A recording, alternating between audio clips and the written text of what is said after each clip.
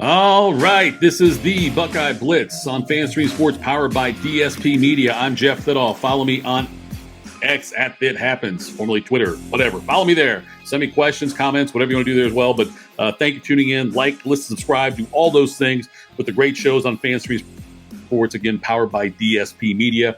And, we're getting inside of 3 weeks here before long. It'll be about 3 weeks until the college football, still Indiana and Ohio State play. 2.5 weeks or so, roughly. It's 3.5 to that, but 2.5 until college football really gets underway with that opening slate of pretty meaningless games. But nonetheless, I wanted to talk about Ohio State recruiting here. And let me start by saying that, on the football side at least, the 2024 class is still second in the country, first in the Big Ten. So there's been some hits they've taken lately. We'll talk about that. Nigel Glover, though, who is the in-state linebacker, he was from Clayton, Ohio, class of 2023. He committed to Northwestern. He was he was the top rated recruit in Northwestern's 2023 class. But with all the stuff that went on in Evanston, with the firing of a coach and all the stuff with the hazing that went on, all of those things that happened. And so because the coach was fired, now that you can transfer, even though it's outside the transfer portal time with immediate eligibility. So that's what Glover's doing. Nigel Glover is a linebacker. He's 6'3", 210 pounds.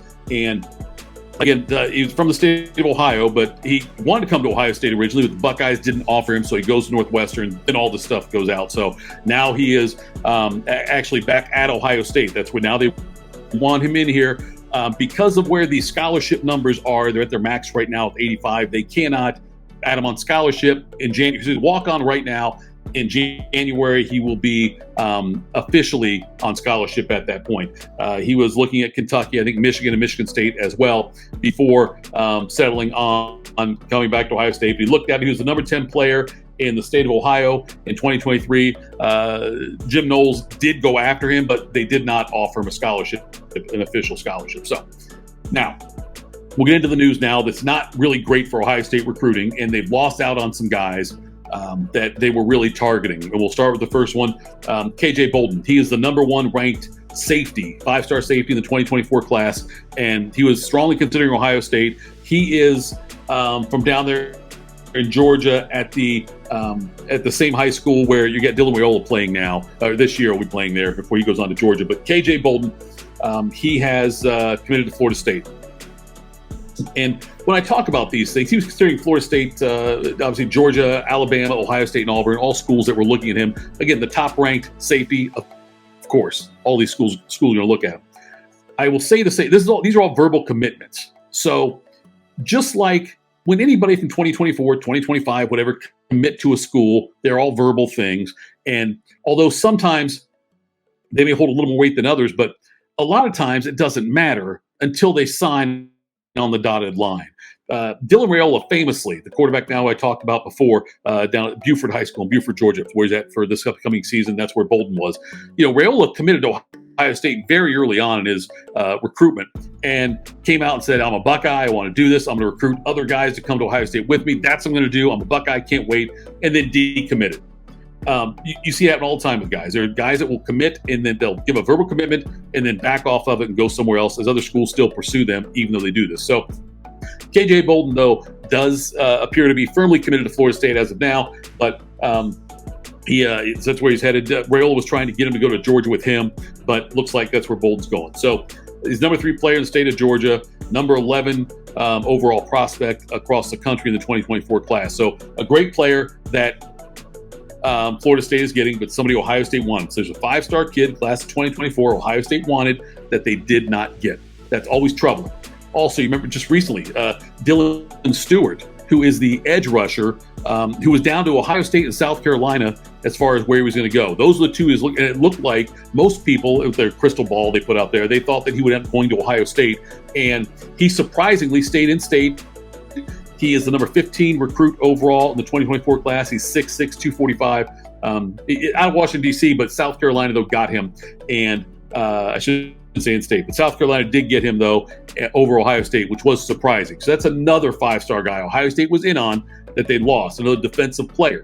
And then lastly, a 2025 cornerback, the 5-star Jonte Gilbert, he committed like a year ago to Ohio State. Well, then just a week and a half ago, he decommitted. He had a verbal commitment 2025 class, but he decommitted from Ohio State. So that's several 5-star guys that the Buckeyes had tremendous interest in that they didn't get. That's the part that's surprising. Now, recruiting isn't as important as it used to be because of the transfer portal. It is still important, but I always say it's more PR than anything else because of the way that guys can come in and out. You can lose guys, gain guys. Somebody who has a big jump from being a 3-star kid who has like a 5-star kind of season, and all of a sudden he's available in the transfer portal. You can add, and there's a lot of 5-stars, not a lot. There are some 5-stars that don't ever live up to the hype. So recruiting is less important. It's more about PR. And this was a bad PR look for Ohio State, losing out on 3 defensive players on a team when the biggest problem last year was the defense at the end of the season against Michigan and Georgia, then in the playoff. It was a big problem last year. They got to get better. I still believe in Jim Knowles. I still believe in the talent they have, and I think the second year of Jim Knowles will be even better than the first year. Last year, Ohio State was fantastic defensively for most of the season. A couple of hiccups here and there. Knowles warned us ahead of time, saying that, look, this defense that I run, it is prone to giving up big plays. We just have to try to minimize those.